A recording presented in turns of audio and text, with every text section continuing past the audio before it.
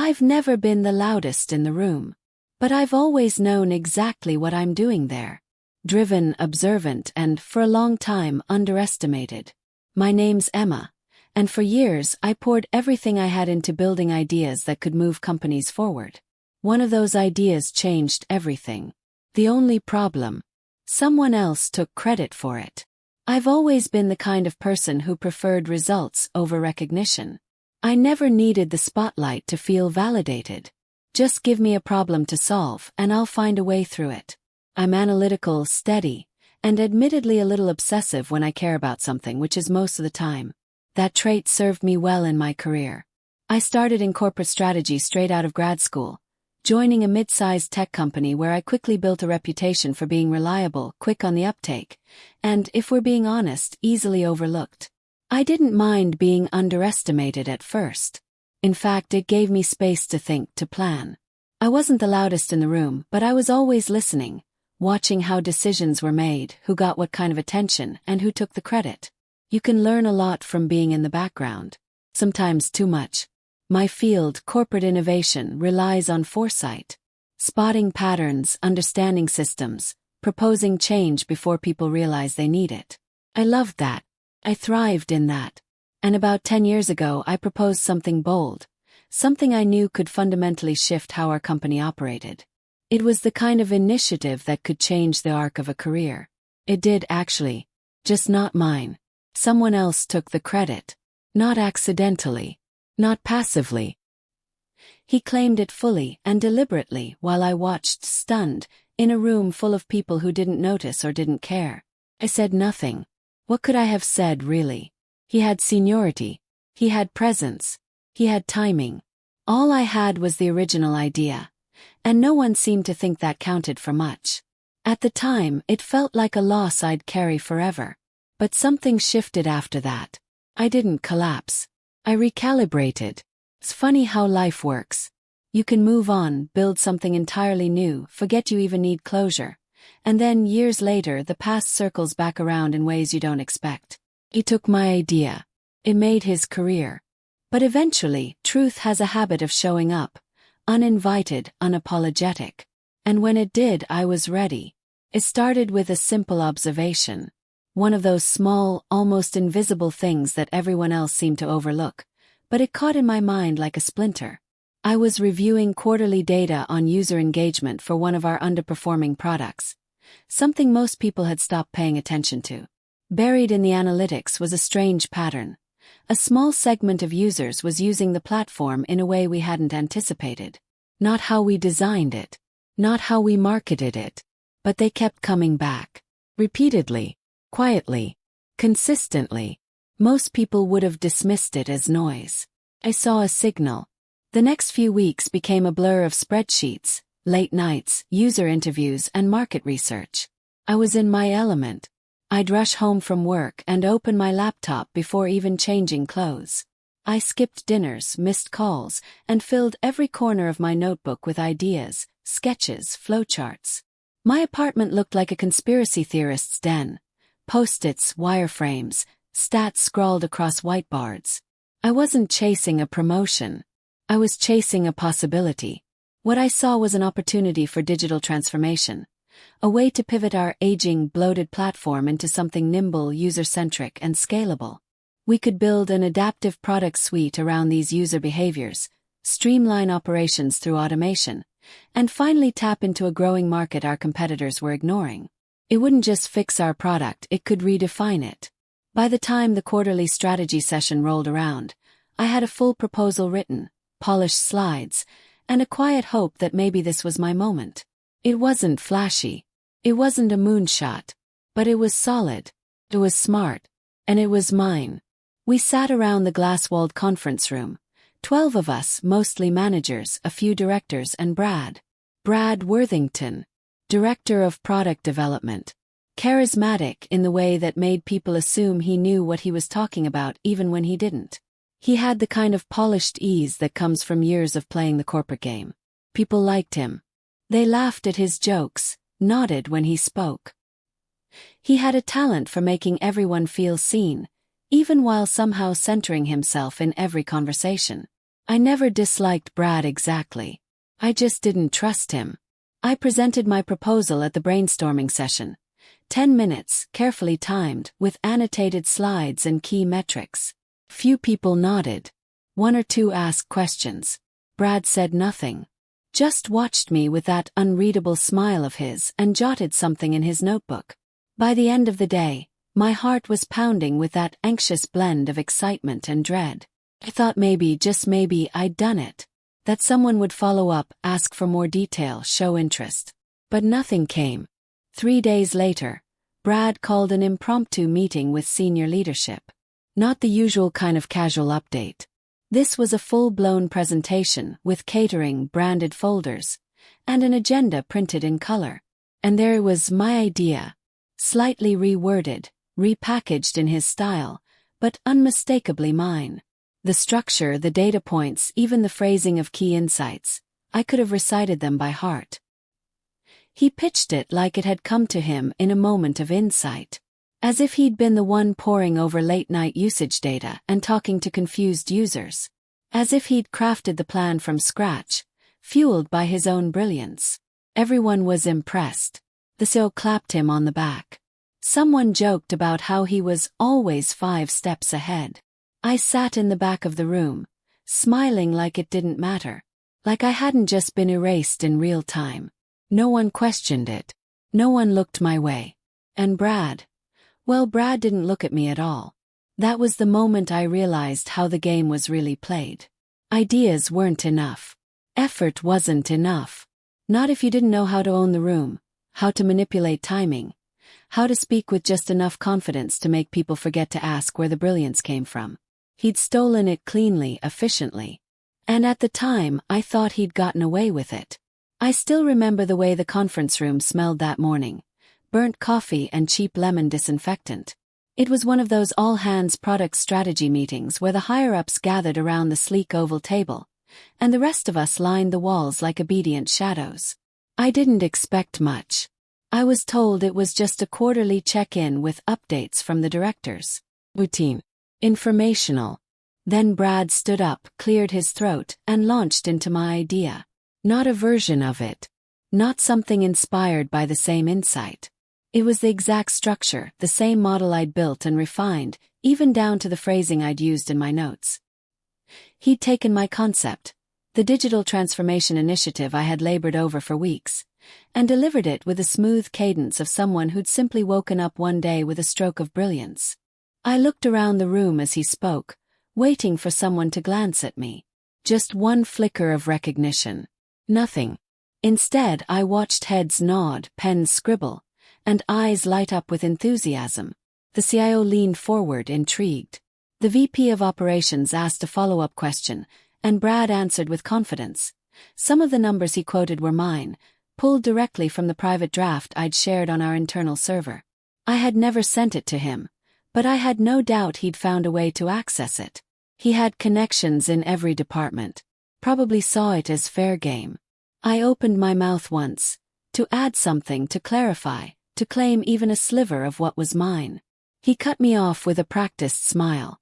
"Let me finish this thread, Emma," he said smoothly, voice full of faux warmth, as if I were a student interrupting a professor mid-lecture. I fell silent. Not because I agreed, but because the room had already decided whose voice mattered. The applause at the end was real. I watched them shake his hand, congratulate him, ask about next steps. Brad beamed, gracious and modest in the way only someone entirely confident in his position can be. 2 weeks later, he was promoted to senior director. An internal announcement praised his forward-thinking vision and keen product instincts. I got a polite thank you email from my manager for supporting the strategy process. I felt like I'd been shoved underwater. Disoriented. Speechless. The idea had been mine. The research had been mine. But none of it seemed to matter anymore. Brad had presented it in the right room at the right time with the right audience.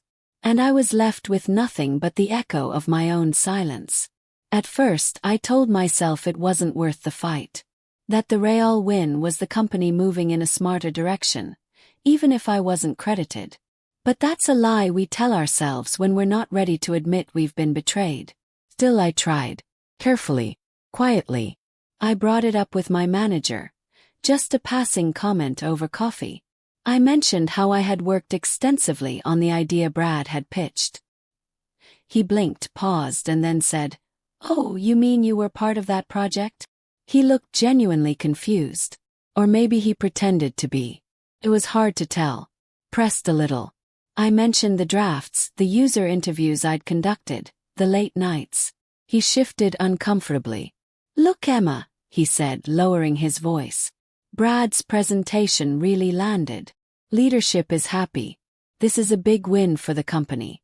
I get where you're coming from, but be a team player. It's not always about credit." I wanted to scream, but instead I nodded. That phrase, "be a team player," has been used to dismiss women like me for decades. Translated, it means, don't make noise. Don't upset the system. Let the men shine, and maybe you'll get your turn someday. I didn't push again. I didn't escalate. I knew how these things played out. Brad had a network. He was protected. I was just a capable analyst with no political capital. But something inside me hardened that day. I stopped expecting fairness. I stopped assuming merit would speak for itself. And I started watching more closely. Because if no one was going to advocate for me, I'd learn to advocate for myself. And next time, I'd be ready that I never told anyone about the vow I made that week. Not my friends, not my mentor, not even myself, not out loud at least. But it was there, humming under my skin like an electric current. Never again. Never again would I let someone take what I built and walk away with it. Never again would I be that silent, invisible contributor while someone else stood in the light. I didn't want revenge. I wanted resilience. And I wanted the kind of credibility that couldn't be so easily stolen. So I got to work. I stopped thinking like an employee and started thinking like an operator. I looked beyond my team, beyond my projects. I joined cross-functional task forces. Sat in on meetings I technically didn't need to attend. Took courses after hours. Digital transformation, advanced analytics, product lifecycle strategy. Every skill I lacked I filled in. Every connection I didn't have I started building. When opportunities came up I volunteered. Not loudly. Not in the way that drew attention, but strategically. I made myself useful, then essential. I shifted teams. Later I switched companies, twice in fact. Each move was deliberate, like carving a staircase out of stone with my bare hands. I started documenting everything. Every meeting. Every brainstorm. Every shared draft. It wasn't paranoia, it was protection. I learned the politics I had once ignored. The quiet power of being prepared, of knowing the right moment to speak and the right people to speak to. I learned to present, to pitch, to own the room. And gradually I grew into someone new. The woman I used to be, eager, open, trusting, she wasn't gone. But she had grown wiser. Sharper. Not hardened but fortified. I still loved ideas. Still believed in collaboration. But I'd stopped assuming the system would reward fairness. Meanwhile, Brad's career soared. He moved up quickly. Another promotion, then a speaking engagement, then a panelist spot at an industry event. I saw his name in newsletters. Heard him quoted in articles. He gave interviews where he talked about vision and agile innovation, stringing together buzzwords like pearls on a thread. He always looked the part. Polished, confident, someone who knew things. But beneath the polish, I saw it clearly. He was building on a foundation that wasn't his. Borrowed ideas. Inflated wins. A reputation made of echoes. It didn't bother me. Not in the way it once did. I wasn't chasing him anymore. I was building something of my own. Career with substance. A network built on mutual respect, not transactions. I never tried to call him out. Never tried to take him down. I didn't need to. Because something in me knew that one day, all the shortcuts would catch up with him. And when they did, I wouldn't have to lift a finger. Just be watching. From higher ground. 10 years is a long time. Long enough to grow a career, rebuild a reputation, and, in some cases, quietly outpace the people who once stepped over you. By the time the partnership meeting was scheduled, I was VP of strategy at a rising SaaS firm. Not flashy, not a unicorn, but solid. Profitable. We'd carved out a niche in enterprise automation, and I'd been instrumental in steering us there. My seat at the table was earned, not granted. Every step I took to get here was deliberate. It was a Thursday morning. I was reviewing the agenda over coffee when I saw the name in the briefing materials. Brad Worthington, Chief Product Officer, Stratus Edge. It hit me like a memory you'd packed away in an old box. Sharp edges. Familiar weight. Paused, then kept reading. Stratus Edge was courting a strategic partnership with us. Possibly more. Our CEO was intrigued by their reach. They wanted our infrastructure. Made sense on paper. But something in my chest tightened as I scanned the deck. Big promises. Thin substance. Slides full of brand buzzwords and vague market claims. That afternoon I walked into the boardroom and there he was, Brad. A little grayer, still polished. Confident as ever.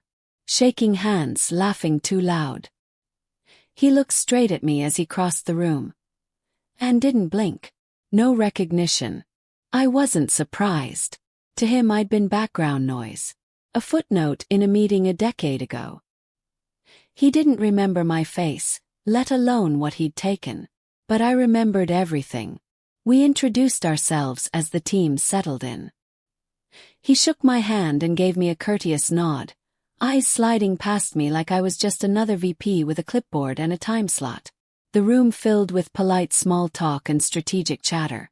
But as the discussion unfolded, things started to fray. Their pitch was hollow. The numbers looked good until you pressed on them. Their roadmap was inflated. Lofty claims built on a skeleton of half-formed ideas. Their product didn't align with their metrics. Their team couldn't answer basic implementation questions. It was all smoke and mirrors. I watched Brad closely as we asked questions. His answers were vague, occasionally defensive. And beneath that boardroom charm I saw the same old habits. Redirecting hard questions, leaning on buzzwords, credit claiming on things he couldn't quite explain. I didn't speak much in the first meeting. I didn't have to. I let my team do what I'd trained them to do. Probe, dissect, analyze. They were sharp. They saw it too. Something wasn't adding up. Later that day, in the internal debrief, Misa looked at me across the table and said, "He talks a big game, but it doesn't hold. Feels like smoke." I nodded slowly. It is. I didn't mention the past. Not yet. It wasn't about revenge. It was about clarity. And I finally had it. Brad had climbed fast, but he hadn't evolved. He was still playing the same game he'd played 10 years ago, dressing up other people's work and hoping no one looked too closely. Only now he was on the wrong side of the table. And this time I was the one holding the pen. Due diligence is a funny thing. On the surface, it looks like a spreadsheet exercise, comparing numbers, cross-checking systems, verifying claims. But the truth is, it's more like archaeology. If something's buried, eventually, someone with enough curiosity and time will dig it up. A week into the partnership review, I got a Slack message from Olivia, one of our junior strategy analysts. Sharp, detail-oriented, and always 2 steps ahead. She was combing through some of the legacy documentation that Stratus Edge had provided. We were trying to understand the origin of one of their core product differentiators, something Brad had personally highlighted in his pitch as the company's turning point. The message was simple. "Hey Emma, there's something odd here. Do you have 5 minutes?" We jumped on a call. She shared her screen and pulled up a folder of internal documentation from Stratus Edge's early product development days. Buried inside was a series of concept notes, tagged with creation metadata, dates, authors, edit history. One document stood out. The formatting was old, a little rough, clearly from the early ideation stage. I froze when I saw the title. It was my idea. The exact framework from 10 years ago. The same phrasing. Same diagrams. Even the bullet points I used to anchor the transformation strategy. But what stopped me cold was the file's metadata, my name, timestamp, track, and an email thread attached to it from back when I worked at the same company. Brad had pulled this document, copied it, renamed it, and removed the attribution. Except now, in this archive folder, he'd missed one. Olivia didn't know the backstory, of course. She was just doing her job, flagging an inconsistency. I paused for a moment and then said carefully, "Good catch. Flag it and include it in your findings summary. Let's just make sure it's all documented." I didn't explain. I didn't rant. I didn't need to. I let the facts do what they do best, quietly assert themselves. 2 days later, during a review call, someone on their side brought it up. "We noticed a version control issue in the documentation timeline," their head of ops said, frowning. "Can someone clarify the authorship of this original product strategy deck?" Brad shifted in his seat, smile flickering. "I'm not sure I follow." They pulled up the document. My document, with the metadata clearly showing it had been created years before Brad's presentation. Created by someone else. Someone with my name. The silence that followed was taut and clinical. I said nothing. Brad cleared his throat. "That must have been part of a collaborative process. We, pulled from a number of internal sources at the time." His voice was calm, but his eyes weren't. He was scanning the room, searching for lifelines that weren't there. No one said anything further. The call moved on. Politely. Efficiently. But I could see it on their faces, the subtle tilt of trust shifting away from him. The seed of doubt being planted. Afterward, my CEO messaged me directly. "That was yours, wasn't it?" I replied simply, "Yes." That was all it took. No accusations. No drama. Just the truth, rising like oil to the surface of water. And Brad. He finally looked at me. Really looked at me. There was something in his eyes I hadn't seen before. Recognition. And fear. The official story was vague. Just a short email from StrataSedge's executive team. "After careful consideration, Brad Worthington will be stepping down from his role as Chief Product Officer to pursue new opportunities.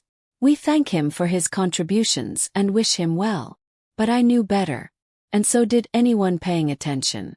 I wasn't in the room when it happened, but whispers travel fast in our world. He'd been confronted during a closed-door meeting with their board and legal counsel. At first, he deflected. Said the idea had come from a collaborative effort, that innovation wasn't owned. But the timeline, the metadata, the email chains, they told a different story. And this time, he couldn't charm his way out of it. They gave him a choice, I heard. Resign quietly or face a formal review that would likely become very public, very fast.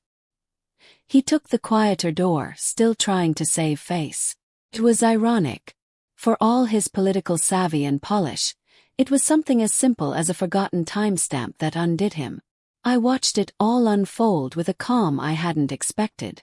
No adrenaline. No gloating. Just clarity. Like watching a storm finally pass, knowing you'd built your shelter long before the clouds arrived. My team noticed the shift. A few of them connected the dots, though no one said anything outright. Olivia gave me a look one day. Curious, impressed, but respectful. I just smiled and moved on. I didn't need to explain. Because this wasn't just about Brad. It was about every moment I'd swallowed my frustration, every time I'd stayed silent and kept building. It was about the long game. And I'd played it well. In the following weeks, our leadership commended the diligence and professionalism of our team. The partnership talks were shelved. Indefinitely. Too many red flags. We moved forward stronger, more unified. And I could feel the trust in the room deepen, not just in our process but in me. They didn't know the full story. But they saw what mattered. I stayed grounded. I led with integrity. I let the truth do its work. And it did. Quietly. Completely. Looking back, I never did get the credit. Not publicly. Not in a headline or a spotlight. But I got everything else that mattered. Respect, influence, clarity, and peace. I became the kind of leader I once needed. Forged not through applause, but through quiet resilience. Brad was a chapter, not the story. His exit wasn't my victory. It was just the natural consequence of borrowed brilliance running out of road. Justice didn't roar. It whispered. And when it finally arrived, I didn't cheer. I just exhaled. Because grace, I've learned, is the most powerful ending of all. I never got the credit, but I got everything else that mattered. Justice didn't need noise, it just needed time. If you felt that, and you believe in stories that speak softly but land hard, subscribe to my channel. More truth told gracefully is on the way.